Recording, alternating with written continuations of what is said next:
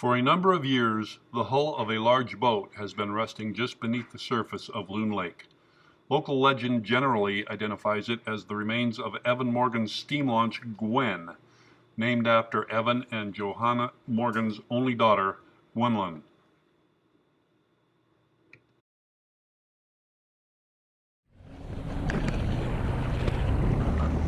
In the southeastern corner of Stevens County, near the far eastern side of Washington State, the retreating glaciers of the last ice age left behind a remarkably beautiful lake. With a surface area of something less than 2 square miles and an average depth of less than 50 feet, the small lake nestled between tree-covered hills has a history of human visitation believed to stretch back at least several thousand years. The first Europeans to travel the area found the lake shore a winter campground for the local Native Americans, the Spokane tribe. In the late 1880s, after the Spokane and Northern Railway had skirted the lake's north shore, Loon Lake became a destination resort for residents of the burgeoning city of Spokane, that city lying approximately 30 miles to the south. It's reported that the resort was so popular that on some days, just after the turn of the century, as many as 1,500 souls would step down onto the boards of the local depot. To entertain these crowds, in 1901, resort owner Evan Morgan constructed and launched a 60-foot steam-powered excursion boat capable of carrying, depending on the source quoted, between 50 and 100 people. Named the Gwen, after Morgan's only daughter, the craft's fate has become something of local legend. The legend being that the hull of the vintage boat has been resting in the shallows of Loon Lake's western shore for the last century. So on that bay, the boat is about 30 feet off shore, would you say? 30 feet? 40 feet?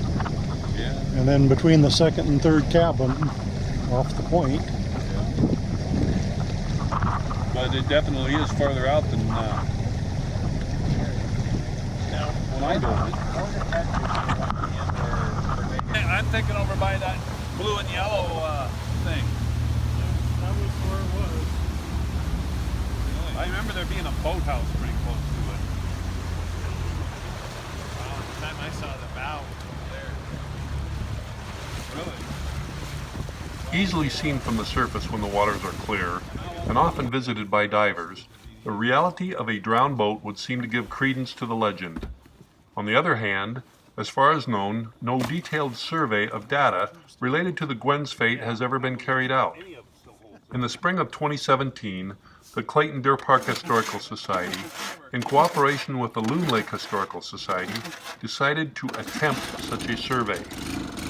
It seemed reasonable that part of that survey would be to send a dive team to the drowned boat to obtain photos and measurements. On September 2nd, 2017, Clayton Deer Park Historical Society members Mike Ryder and Rick Broderick dove to the artifact. This video is a record of that investigation. So the Aquanaut is something we've had since 1970. We used to use it, in high school. We were kids. It seemed like it must have shrunk a little bit since then. It doesn't seem to fit quite as well.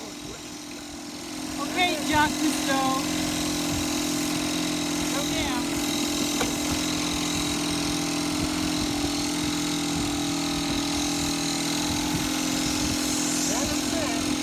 You need some help going off? Woo! Oh my God. Well, luckily on this dive, we didn't have to go any deeper than the 25-foot limit of the Aquanaut, so that came in pretty handy.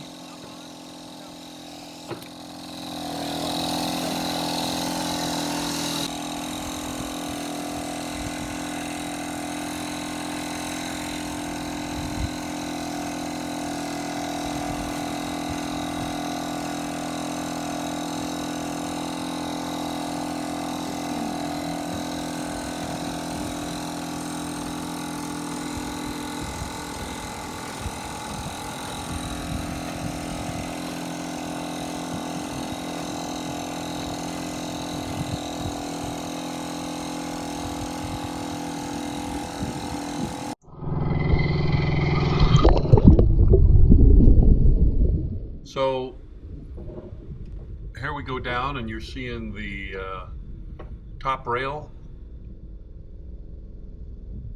as we're going down along that.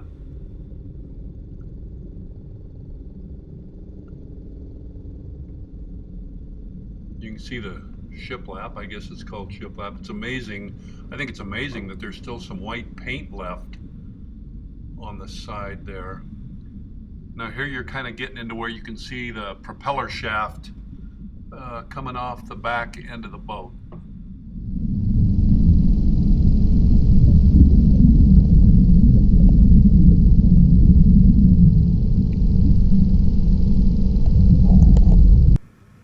Well, we were excited that maybe this was the propeller that was for this boat.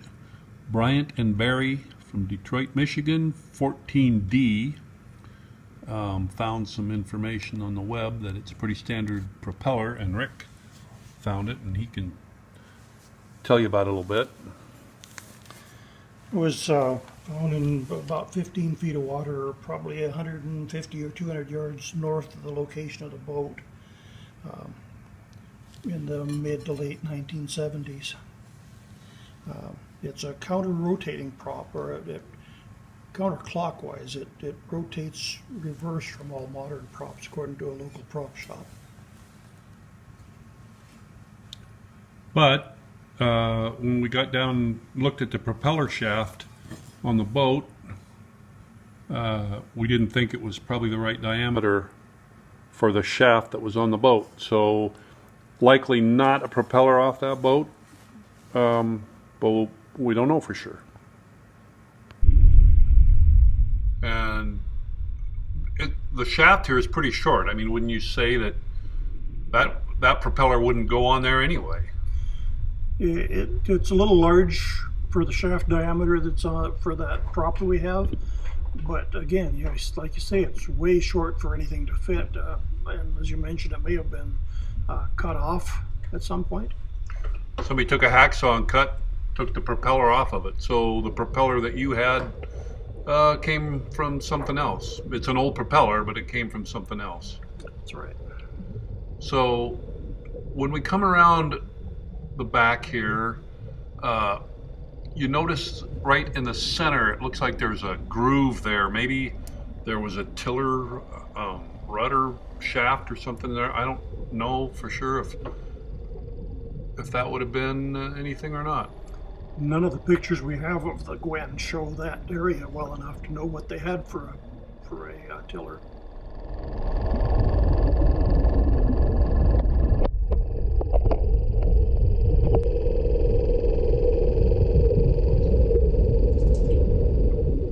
In an article published August 15th, 1900, the Spokane Daily Chronicle, it said under the headline, "Bought a Steamboat." It details Evan Morgan's plan to purchase, enlarge, and refit the Fleetwood steamer. Cut it in two and lengthen it 15 feet. This would make it 45 feet overall and enable it to carry 50 passengers. But, you know, when we're looking down the side of this, they would have had to do some pretty fancy cutting and lengthening to have this, to do that on this boat.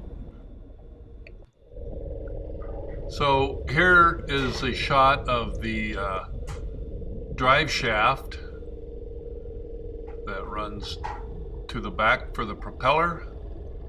We're trying to estimate how far that would be, because when you look at a picture of the Gwen and where the steam engine was,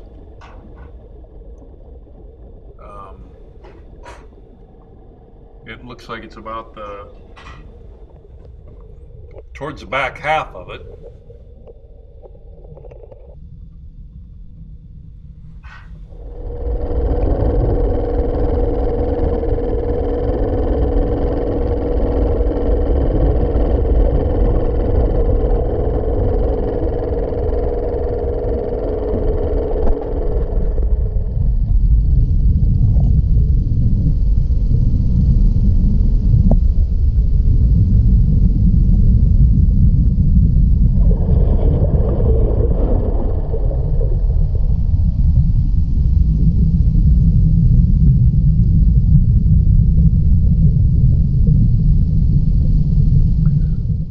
So here's another shot of the propeller shaft, the drive shaft, and here is some kind of an engine mount or some type of a mount. We don't know for sure exactly what would have been done. Rick, you said you thought maybe the shaft looked like it might have been cut off there. We do have one of the guys told us he's a member of the Historical Society, said he used to stay there at the 50s and early 60s, and he recalls seeing this boat submerged keel down, and he said that it was a hull with no internal bulkheads. The engine, clearly visible near the stern, appeared to be an inline 6-cylinder engine, and he also appeared to be double ending, which is what this is. But there must have been some type of a clutch or reverse system or something, a boat this big, like Rick said earlier. You're not going to push it away from the dock by putting a foot out. Yeah, so this is, there's the end of the shaft, and it looks, well, who knows if it's cut off or not. A lot of pieces have probably been robbed on it over the years. Like I said, there must have been some type of clutching mechanism or reversing mechanism.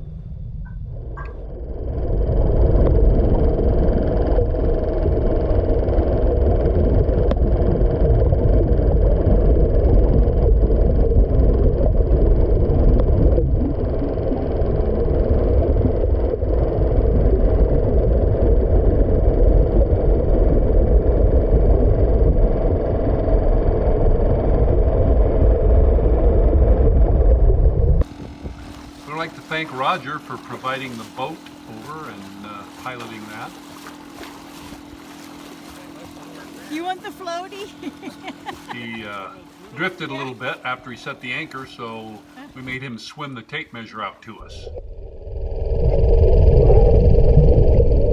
Obviously, having a GoPro camera hanging around your neck isn't the most controlled filming I've ever seen, but I think we got pretty much the job done here. So looking at this, we measure the length of this boat and we're 46 feet. So if the Gwen is 60 feet, I think that's telling us this isn't the same boat. I'm thinking that coupled with an eyewitness that saw an inline, what was probably a gasoline engine in this boat, kind of makes this not be in the Gwen. So if this boat is 46 feet long, the Gwen was 60 feet long, and this boat had a gas motor and the Gwen had a steam motor, what boat have we found down here? For more information, go to the Clayton Deer Park Historical Society website, and you can read in our monthly publication, The Mortarboard, more about what we think we found here. Thanks for watching.